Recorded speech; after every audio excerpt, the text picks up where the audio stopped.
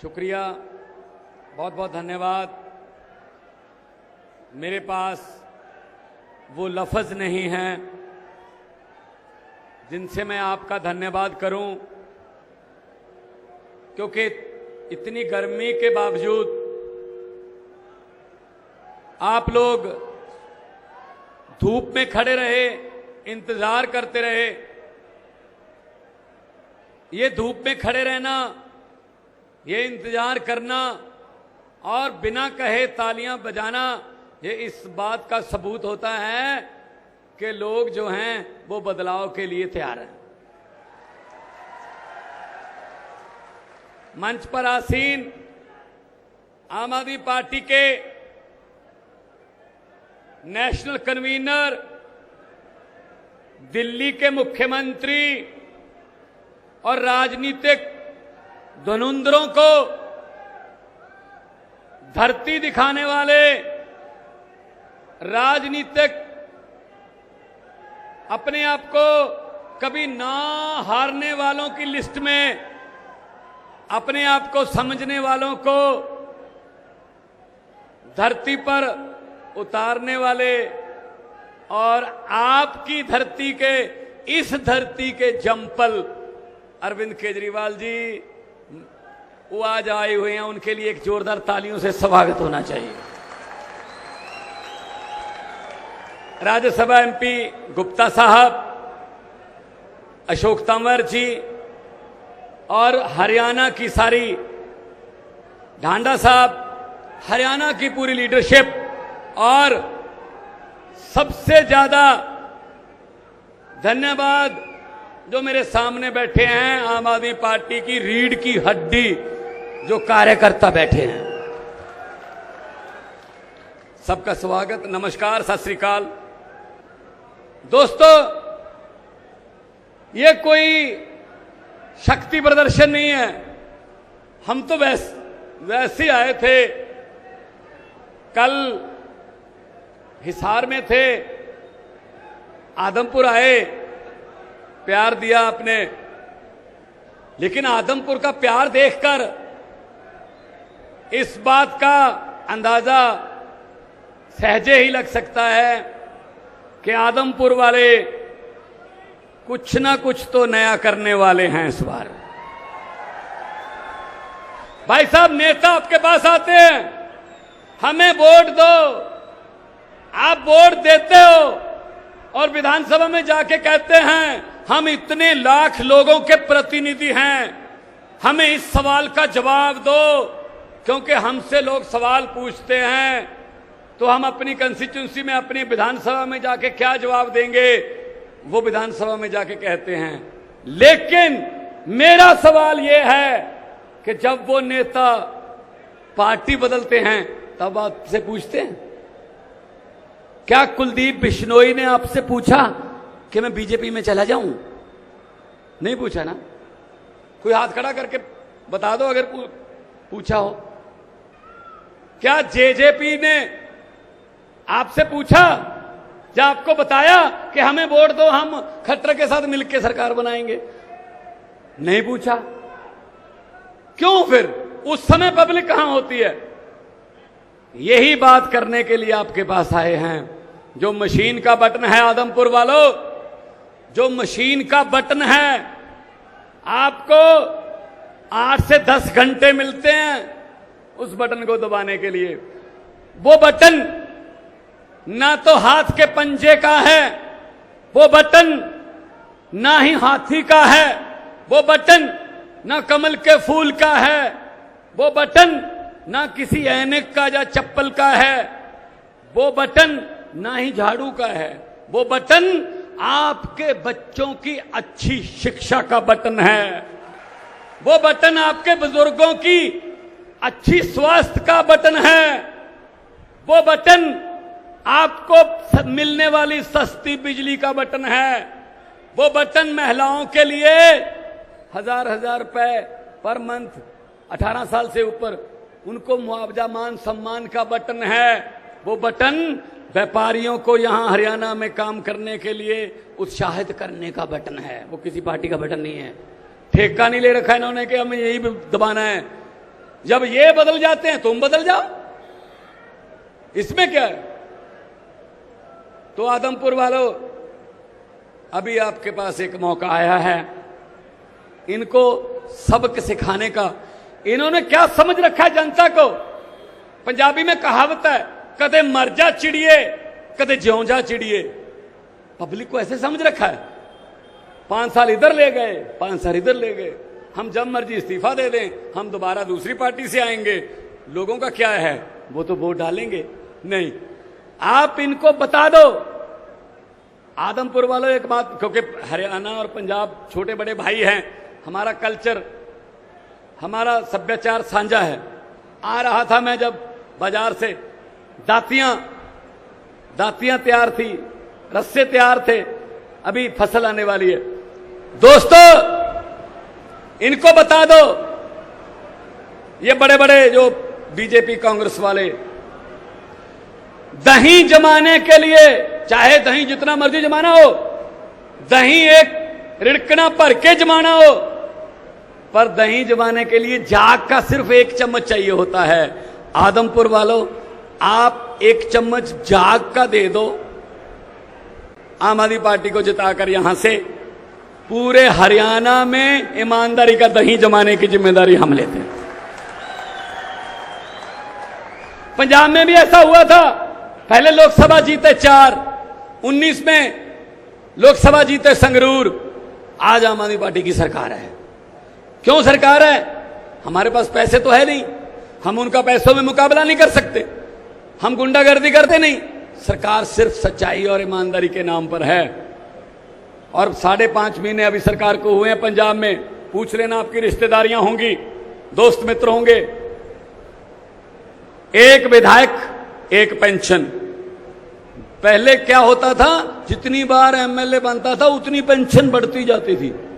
1 विधायक 1 pension, corruption खत्म, 100 मोहल्ला क्लिनिक तैयार, और लोग उसमें आ रहे हैं हजारों की गिनती में। दवाइयां बिल्कुल फ्री, 100 के लगभग ब्लड के टेस्ट फ्री, बिजली 1 जुलाई से मुफ्त।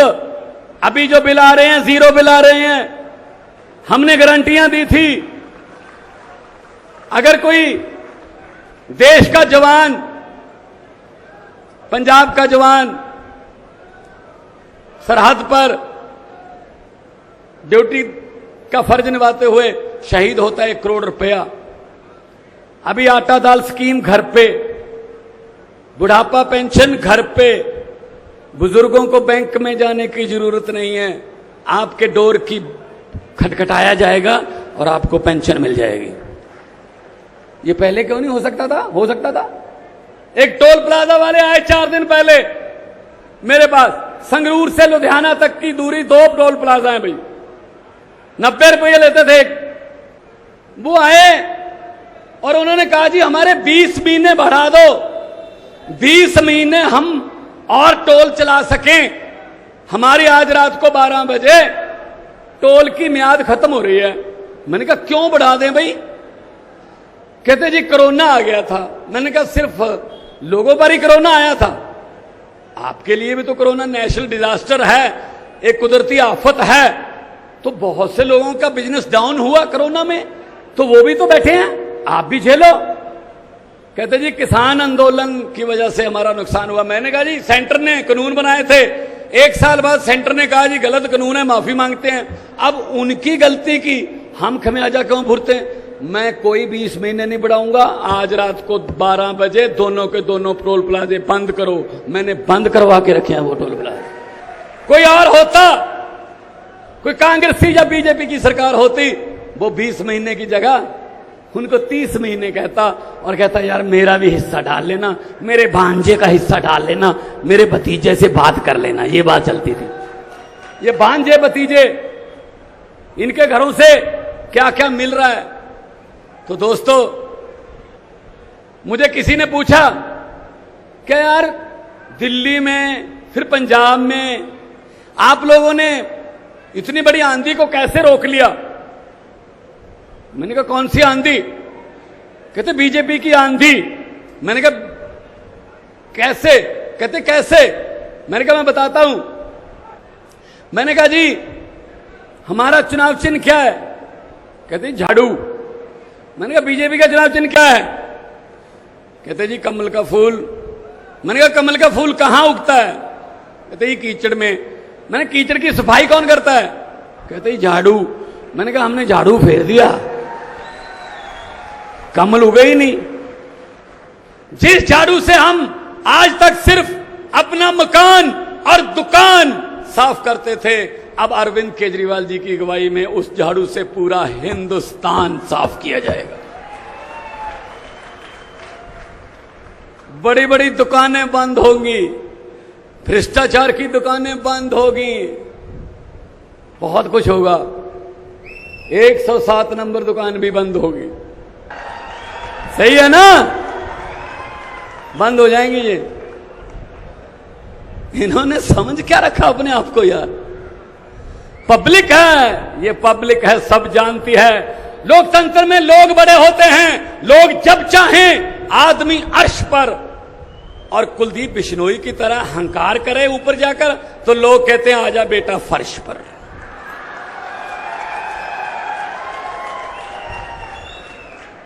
तो इनके पास कुछ नहीं है, ये सिर्फ अपना बचाव करने के लिए इधर उधर जाते हैं, लोगों के वोट को इस्तेमाल करते हैं। तो अगर साथ देना है युवा पीढ़ी का, साथ देना है बुजुर्गों का, अगर पढ़ाई, शिक्षा, सेहत, बिजली, इन सब समस्याओं का हल करना है, तो एक बार झाड़ू वाला बटन दबाकर देखना। दिल्ली में एक बार दबाया था लोगों ने, उसके बाद दूसरे बटन को भूल गए लोग, भूल गए। ये कांग्रेस, चलो छोड़ो, कांग्रेस की क्या बात करनी है। कांग्रेस की हालत तो उस 90 साला बुजुर्ग की तरह हो गई जिसको डॉक्टर भी जवाब दे देते हैं कि घर बैठाकर सेवा कर लो, अब कुछ नहीं है, बस सेवा चल रही है, अब तो कुछ नहीं है उनके पास। सबसे ज्यादा उन्होंने लूटा है। और बाकी दूसरी है जुमला पार्टी। आजकल जुमलों की फैक्ट्री चल रही है, 24 घंटे जुमलों की फैक्ट्री में जुमले बन रहे हैं आपके लिए कि किस जुमले से भावनाएं भड़केंगी, किस जुमले से नफरत फैलेगी ज्यादा, किस जुमले को बोलने से लोग आपस में लड़ेंगे। ये बना रहे हैं वो नारे, उनसे बच के रहना, उनसे बच के रहना। मैं सिर्फ यही कहूंगा, जो देश को इधर उधर नफरत की राजनीति में बांटते हैं, जो देश के टुकड़े और देश को धर्म के नाम पे बांटते हैं, मैं उनके लिए एक लाइन बोलूंगा कि लंबे सफर को मीलों में मत बांटिए, कौम को कबीलों में मत बांटिए। एक बहता दरिया है मेरा भारत देश, इसको नदियों और झीलों में मत बांटिए। 2 नारे लगाएंगे, हाथ ऊपर करके, पता चल जाना चाहिए, क्योंकि उनके भी आदमी खड़े हैं यहां, उनको पता चल जाना चाहिए कि गलती हो गई है आपसे, बस इस्तीफा देके उनको पता चल जाना चाहिए कि इस बार नहीं। ऐसा लोगों को हम ग्रांटेड नहीं ले सकते। आपके नारों की आवाज बता देगी। एक बार क्या हुआ, मैं उससे पहले जब 2015 के चुनाव थे तो रामलीला ग्राउंड में नरेंद्र मोदी जी की रैली हुई, तो लाइव चल रही थी। मैं सीएम साहब के पास बैठा था दिल्ली में, तो रश हुआ, उसके बाद नारे लगाने लगे। वो नारे लगाते हुए देखकर मैंने सीएम साहब को कहा, मैंने कहा जी शपथ लेने की तैयारी करो, हमारी सरकार बनेगी। इन्होंने कहा जी आपको कैसे पता चला? मैंने कहा जी नारे देखकर। कहते नारे तो ठीक लग रहे हैं। मैंने कहा नहीं सर, नारा लगाने के अंदाज से पब्लिक बता देती है। वो कहते थे, स्टेज से आवाज आती थी हर हर मोदी, तो लोगों में से आवाज आती थी घर घर मोदी, मतलब हाथ ऊपर जाता था, गर्दन नीचे जाती थी। मैंने कहा जी दिहाड़ी पर आए हैं, ये वोट नहीं डालेंगे। नारा सच्चा जब लगता है तो गर्दन भी ऊंची जाती है, हाथ भी ऊपर उठता है।